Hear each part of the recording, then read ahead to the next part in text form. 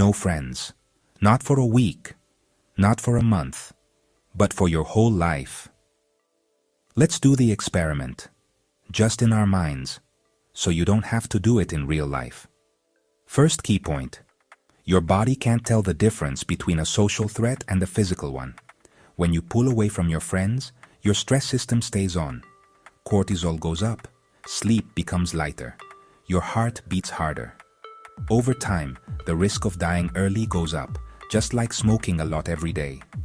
From day 1 to week 1, you feel relief from the drama.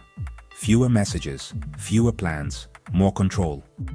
But your brain still expects connection, just like it expects food and water. By night 3, the quiet feels loud. Your mind starts to race. From week 2 to month 1, motivation drops. Without a friend to cheer you on, workouts get skipped, meals become lazier.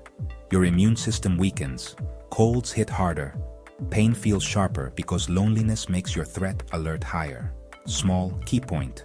The next change is invisible, but huge. From months 2 to 6, your brain rewires itself to expect loneliness. Conversation skills get rusty. You avoid eye contact.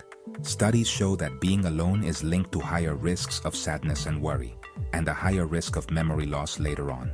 Not because there's something wrong with you, but because the brain is a social organ. Year 1.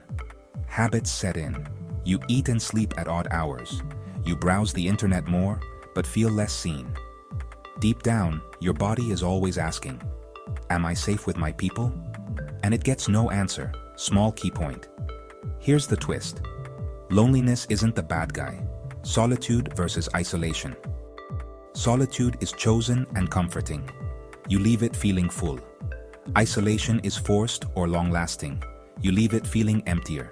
The same quiet room, a totally different effect. Looking ahead to decades, health risks pile up. Higher blood pressure, more inflammation. Thinking speed and memory can slow down. In older adults, strong social ties lower the risk of dying early, almost as much as quitting bad habits. Humans are a team sport, whether you like sports or not. But what if you prefer to be alone? Good news, you don't need a crowd. Research shows that even small, regular connections help. A neighbor, a club, a weekly call. Quality beats quantity. Reconnect. Try this 7-day mini challenge. Day 1, text one person saying, I saw this and thought of you. Day 2, chat for 5 minutes with a cashier or barista. Day 3, walk 10 minutes outside without headphones. Say hello to one person. Day 4, comment in an online community you like. Day 5, schedule a call. Put it on the calendar. Day 6, join a low-commitment group, a library, a class, a casual game. Day 7, repeat your favorite. If you had no friends forever, your body would keep score. But one thread of connection starts a web. If this spoke to you, leave day 1 in the comments, and I'll reply with a starter script you can copy and paste. Subscribe for more human experiments that make life make sense. You're not behind. You're just one hello away.